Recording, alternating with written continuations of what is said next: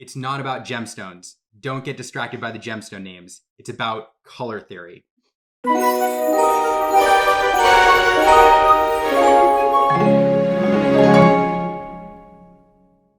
Hi, Illumiteers. So after a while of no news, today we have some news.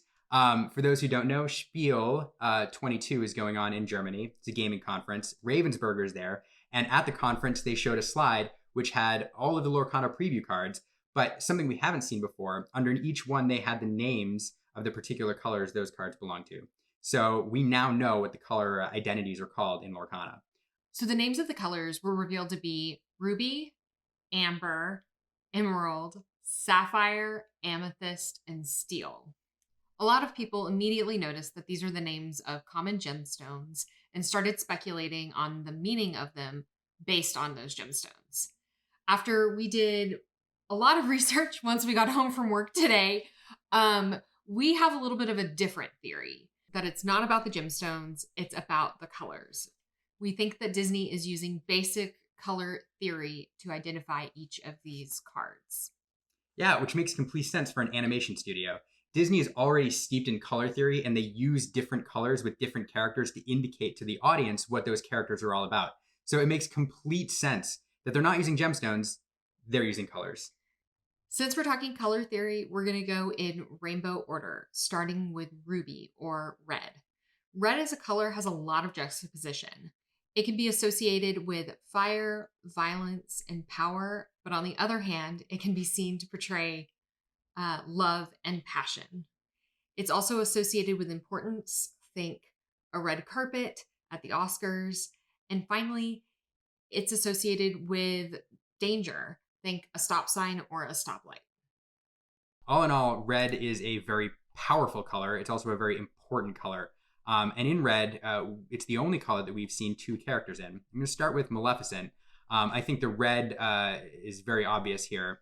The power, the fire, the anger and rage, because it's her dragon form. So it makes complete sense. I think Maleficent in another form might be in a different color because she's a bit more reserved. But when she's a dragon, she is red for sure. And her power fits as well. Dragon fire banishes an opposing character. It is violent. And so I think in red, you're going to see a lot of that aggressive type of effects that characters can do, that banishing. Going up to Mickey, very similar. Mickey as a 5/5 is the second most powerful character to Maleficent, also the second most expensive that we've seen. And in terms of importance and in terms of passion and power, Mickey fits the bill as well. He is Disney's probably the most iconic character. And this particular card was designed to be very powerful. Other versions of Mickey might not be so, but this one clearly fits in red. Other characters we expect to see in Ruby are Mufasa and Gaston. So next up in the rainbow is going to be amber. For this color, we could have chosen to go yellow or orange. After looking at the color theory for both of these colors, we decided it fit better in the orange category. Orange is known to be vibrant and energetic. Because of its association with autumn, it is known to also be associated with movement and with change. It is strongly associated with creativity, and it commands attention, although not as much as the color red. So in amber, we have Stitch. Stitch, if you look at his card, has a really interesting mechanic. It's the shift mechanic, which indicates that his character is going to change and morph on the board depending on the situation. This really, really represents the color orange and how it represents movement and change. It also has the energy. Stitch has the energy that orange represents, and that's what I think this color means. It's all about change, it's all about energy, and it's all about movement.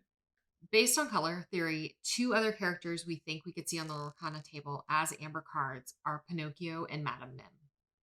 Next up is emerald or green. Green represents nature, balance, harmony, renewal, health, and energy. It also represents wealth. And the alternative representation is envy and jealousy or a lack of experience. Green can also be seen to depict new beginnings or growth, and it has a similar energy to the color yellow, although it's a little bit cooler. Yeah, there's really three different ways to lean into this: nature, balance, life, death, envy or jealousy, greed, or even, yeah, lack of experience or being a novice. And all of these are, I think, what we could see in Lorcana. The character they chose is really interesting, is Cruella de Vil. In terms of villains, oftentimes you see really positive associations with colors. And so sometimes it's weird to try to get negativity in there. But I think green really fits Cruella.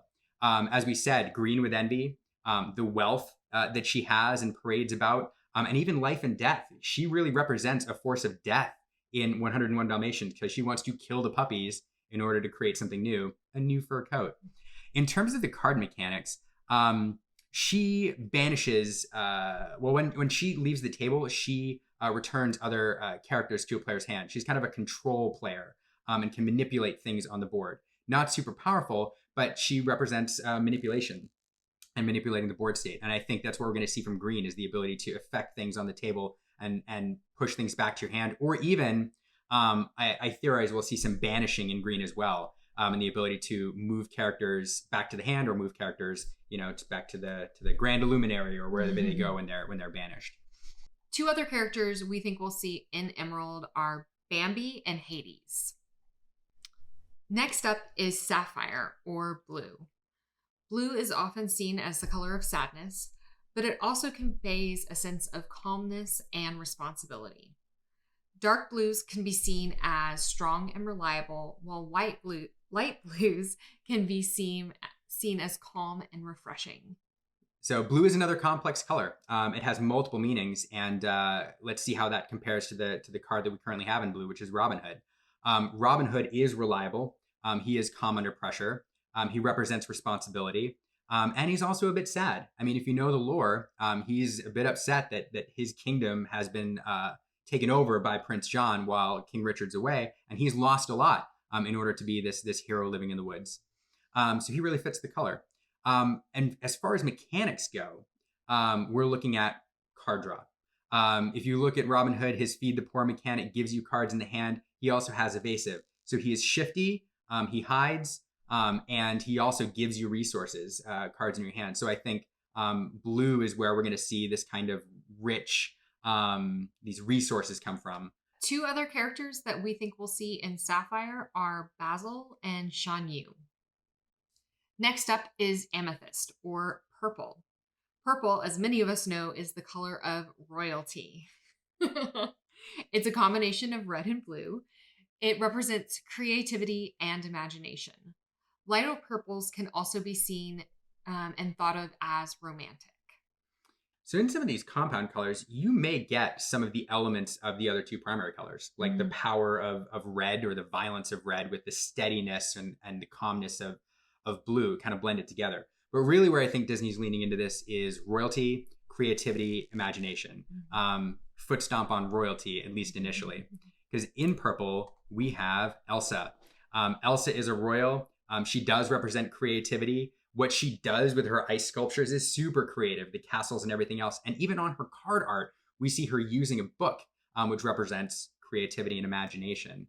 As far as mechanics go, Elsa has her freeze mechanic, which lets her exert or tap, probably, opposing characters. So she's board manipulation in the same way that Cruella is, except it's not banishing or moving cards back to your hand. It's simply keeping the board state similar to what it is with the characters on the board, but changing it in such a way that it's advantageous for her.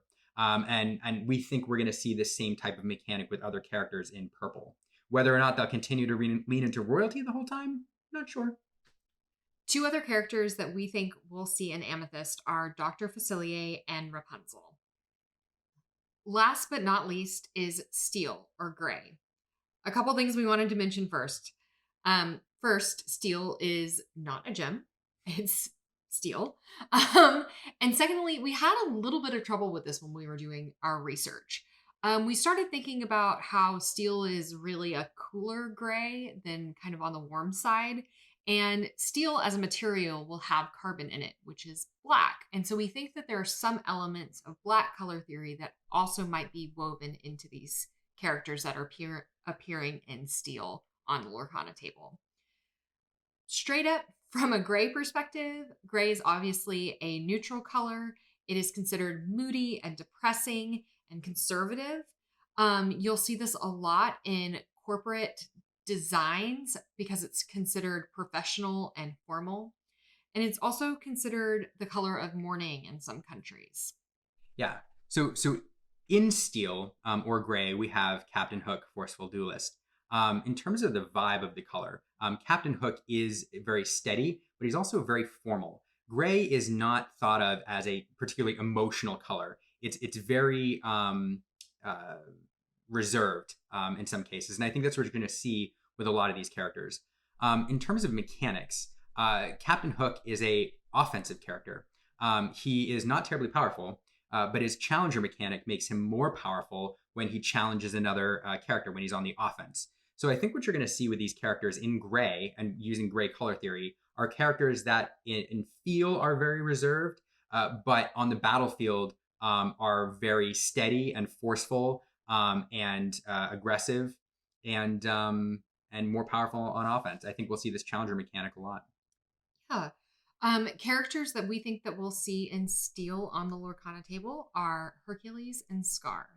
So I think that's it, Aaron. It's not about the gemstones. It's about the colors and color theory, which makes complete sense for a game about animation. For a great example of this, let's look at Inside Out. Each one of those characters is designed to represent a different emotion or a different energy. Green is envy, red is anger, yellow is happiness, blue is sadness. Animators are always thinking about what colors they need to add to their scenes or their characters to tell us something intuitively about those characters. And we think the same thing applies in Lorcana. So, do you think we're right? Is it about the gemstones or is it about the color? If you liked the video or you think we're onto something, please like or subscribe below. We really appreciate it. Hope to see you again soon. Bye, Illumiteers. Bye.